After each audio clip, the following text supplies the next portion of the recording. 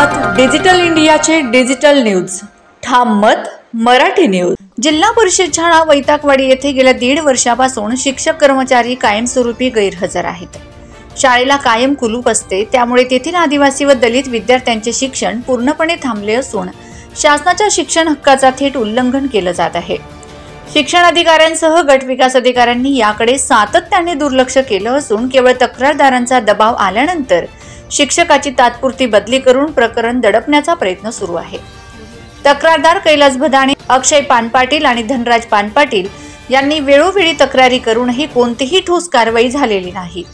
उलट तक्रार मागे घेण्यासाठी धमक्या, दमदाटी आणि राजकीय दबाव टाकण्यात येत असल्याचा गंभीर आरोप त्यांनी केलाय। मुख्यमंत्री कार्यालय, जिल्हाधिकारी, मुख्य कार्यकारी अधिकारी, शिक्षण अधिकारी व पोलीस निरीक्षक यांच्याकडे या प्रकाराची तक्रार सादर करण्यात आली असून दोषी शिक्षकासह पाठराखण करणाऱ्या अधिकाऱ्यांवर तातडीने निलंबनाची कारवाई व्हावी अशी मागणी करण्यात आली आहे। 5 दिवसात कार्यवाही न झाल्यास तक्रारदारांनी पावसाळी अधिवेशनात विधान भवन मुंबई येथे आत्मदहनाचा इशारा दिलाय।